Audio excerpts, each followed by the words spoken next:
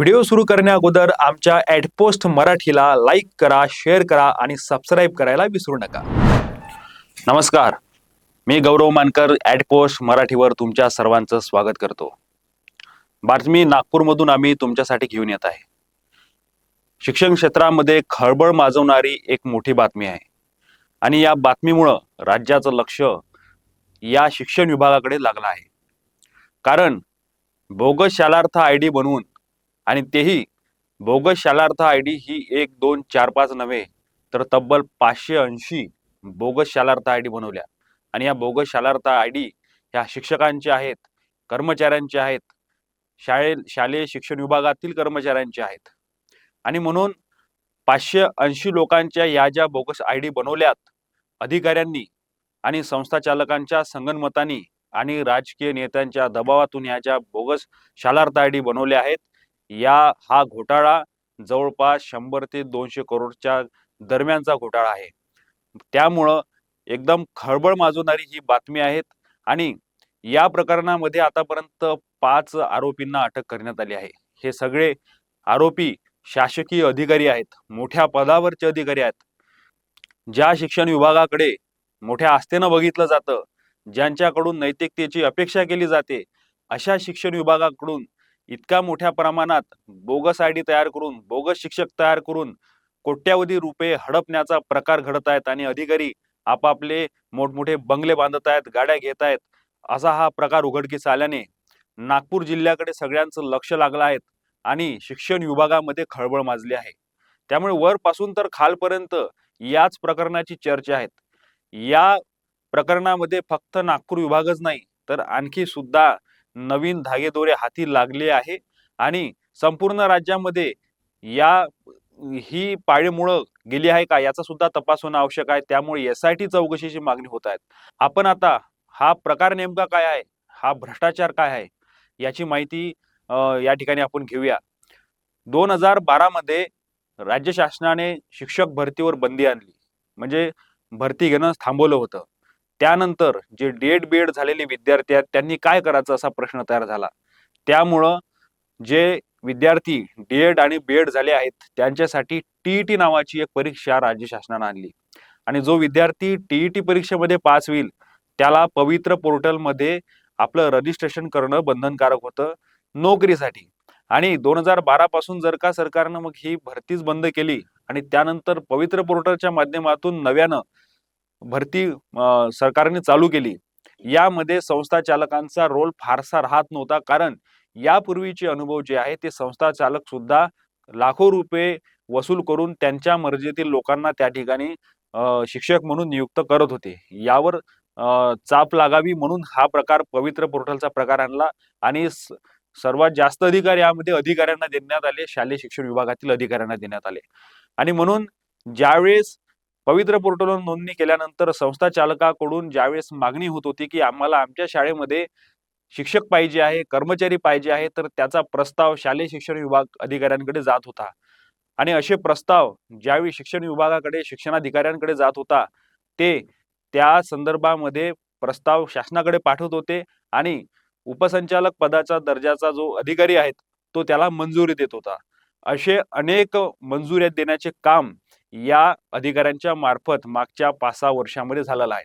हा जो घोटाळा आहे नागपुरातील, हा घोटाळा 2019 पासून ते 2022 पर्यंत तर आतापर्यंतचा घोटाळा आहे. आणि या घोटाळ्यामध्ये जुने अधिकारी तर होतेच, परंतु आता पदावर असणारे अधिकारी आणि पदावर असणाऱ्या अधिकाऱ्यांनी जुन्या अधिकाऱ्यांच्या सह्या मारून सुद्धा हा घोटाळा केलेला आहे. संस्था चालकांकडून मागणी झाल्यानंतर हे जे अधिकारी आहेत, हे अधिकारी शिक्षकांच्या बोगस आयडी, शालार्थ आयडी ज्याला म्हणतात, शालार्थ आयडी म्हणजे यामध्ये जो शिक्षक आहे, जो शिक्षक त्या ठिकाणी रुजू होणार आहेत, त्या शिक्षकाचं नाव, त्याचा संपूर्ण पत्ता, त्याच्या सर्व गुणपत्रिका, त्याचा संपूर्ण बायोडाटा, TET मध्ये कधी उत्तीर्ण झाला, पोर्टल पवित्रतेचा नंबर, त्यानंतर ज्या शाळेमध्ये तो रुजू झालेला आहे ती शाळा, त्याचा पत्ता, कोणत्या दिनांकाला तो रुजू झाला, त्याचा पगार किती आहे, कोणत्या तारखेला त्याचं प्रोबेशन पिरियड संपला, हे सर्व शालार्थ आयडी, म्हणजे ज्याप्रमाणे आपलं आधार कार्ड आर्थिक व्यवहारासाठी पॅन कार्ड असतं त्याप्रमाणे शिक्षकांची माहिती मिळवण्यासाठी शालार्थ आयडी बनवल्या जाते. शालार्थ आयडी ही तो शिक्षक रुजू झाल्यानंतर त्या ठिकाणी बनवल्या जाते. अशा तब्बल 580 बोगस शालार्थ आयडी या ठिकाणी बनवण्यात आल्या. हा घोटाळा सध्या तरी नागपूर विभागीय शिक्षण मंडळ जे आहे, म्हणजे ज्यामध्ये नागपूर विभागीय भाग जो आहे, ज्याच्यामध्ये 6 जिल्हे येतात, या क्षेत्रामध्ये झालेला आढळून आलेला आहे सध्या तरी. परंतु हाच धोका संपूर्ण राज्यामध्ये अशा प्रकारचा भ्रष्टाचार झाला आहे का, याची चौकशी आता होणं गरजेचं आहे. याच्यामध्ये आतापर्यंत जवळपास 5 आरोपीला अटक करण्यात आला आहे.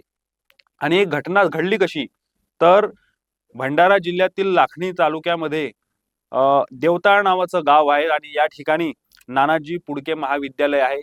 या महाविद्यालयामध्ये एका व्यक्तीला, ज्याच्याकडे काहीच अनुभव नाही, शिक्षणाचा अनुभव नाही, अशा पराग पुडके नावाच्या व्यक्तीला सरळ मुख्याध्यापक बनवण्यात आलं त्या शाळेचा. आणि त्यामुळे हा प्रकार बाहेर आला. त्याची पोलीस स्टेशनमध्ये तक्रार झाली आणि पोलीस स्टेशनमध्ये तक्रार झाल्यानंतर त्यांनी त्या संदर्भातील चौकशी केली आणि याचे सरळ धागेदोरे हे शिक्षण विभागाचे उपसंचालक उल्हास नरड यांच्यापर्यंत पोहोचले आणि त्यांना गडचिरोलीमधून अटक केली.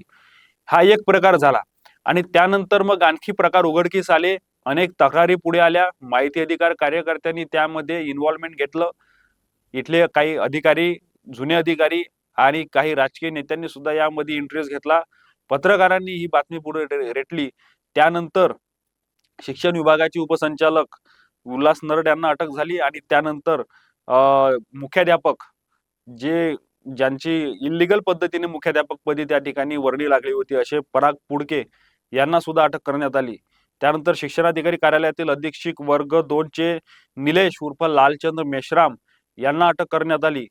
त्यानंतर शिक्षक उपसंचालक उपनिरीक्षक संजय दुधाळकर यांना अटक करण्यात आली.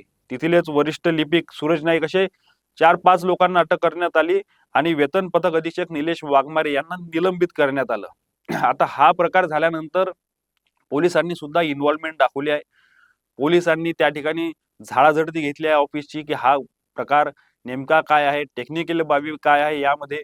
आणि आता हल्ली जे 580 शिक्षक आहे ते कोण आहे, ते बोगस आहे म्हणजे काय आहे, तर यामध्ये सरळ सरळ असं दिसून येते की जे शाळेचे संस्थाचालक आहेत यांनी एकतर आपल्या स्वतःच्या घरातील व्यक्तींना त्या ठिकाणी नियुक्ती दिली किंवा दुसऱ्यांचे डॉक्युमेंट घेऊन त्यांनी त्यांचे बोगस शालार्थी आयडी बनवून आतापर्यंत ते लोक संस्थाचालक दुसऱ्यांच्या नावाचे पैसे, दुसऱ्यांच्या नावांचे मासिक वेतन हे संस्था खात होती आणि आताही खात आहे.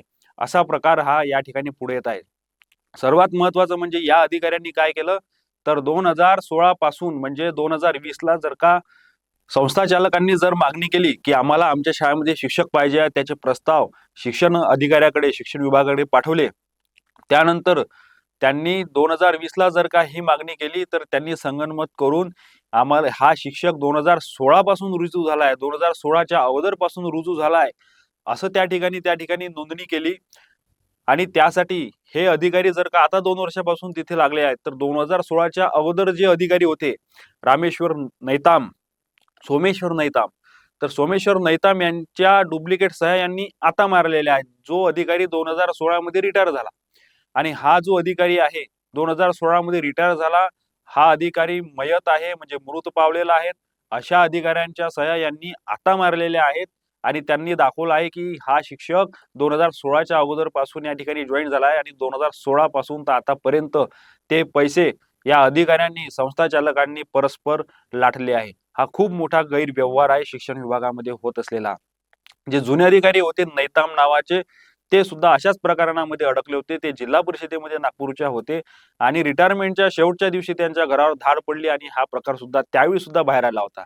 परंतु मोठ्या प्रमाणामध्ये चौकशी झाली नाही आणि शेवटी ही चौकशी आता होत आहे. सोबतच यामध्ये आणखी महत्वाचा जो विषय आहे, बोगस शालार्थ आयडी आढळल्यानंतर आता जे 580 शिक्षकांची सध्या आयडिया ज्या बनलेल्या आहेत बोगस, ते 580 लोक कोण आहे त्याचे आयडेंटिफिकेशन चालू आहे. ते आयडेंटिफिकेशन झाल्यानंतर, त्यांची ओळख मिळाल्यानंतर त्यांचे पासबुक चेक होणार आहे.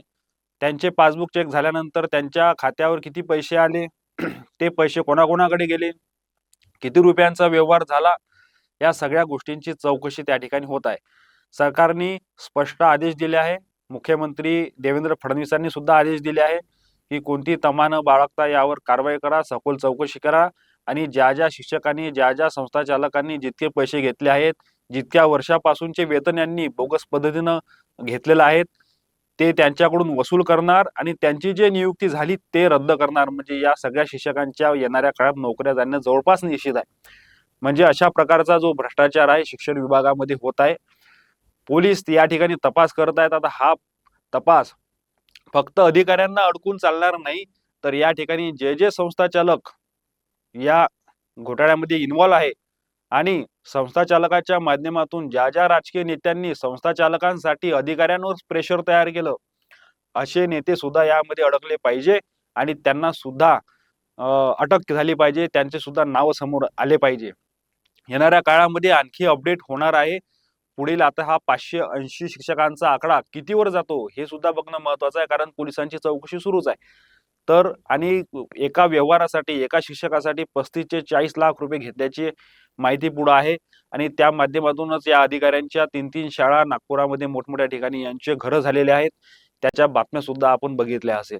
तर अशा पद्धतीचा हा घोटाळा नागपूरमध्ये शिक्षक भरती संदर्भातला झालेला आहे. बोगस शालार्थ आयडी बोलून हा मोठा घोटाळा झालेला आहे नागपूर विभागीय मध्ये आणि अशाच प्रकारचा घोटाळा संपूर्ण महाराष्ट्रामध्ये सुद्धा असण्याची दाट शक्यता आहे, कारण सगळी सिस्टम हे सारखीच आहे आणि अधिकारी शिक्षक घेण्याची जी पद्धत आहे, शिक्षकांना रुजू करण्याची जी पद्धत आहे ती सगळीकडे महाराष्ट्रामध्ये सारखीच आहे. त्यामुळं इतर ठिकाणी सुद्धा हा भ्रष्टाचार होण्याची शक्यता नाकारता येत नाहीत. येणाऱ्या काळामध्ये काय होतं हे बघणं महत्वाचं आहे. तोपर्यंत तुम्ही ॲटपोस्ट मराठी चॅनल सुद्धा बघत राहा. आम्ही सुद्धा या घोटाळ्या संदर्भातील महत्त्वाचे अपडेट्स तुम्हाला देत राहू. इतरही बातम्या, आमच्या इंटरव्ह्यूज, मुलाखती, विश्लेषणं बघण्यासाठी ॲटपोस्ट मराठीला लाईक करा, शेअर करा आणि सबस्क्राईब करायला विसरू नका. धन्यवाद.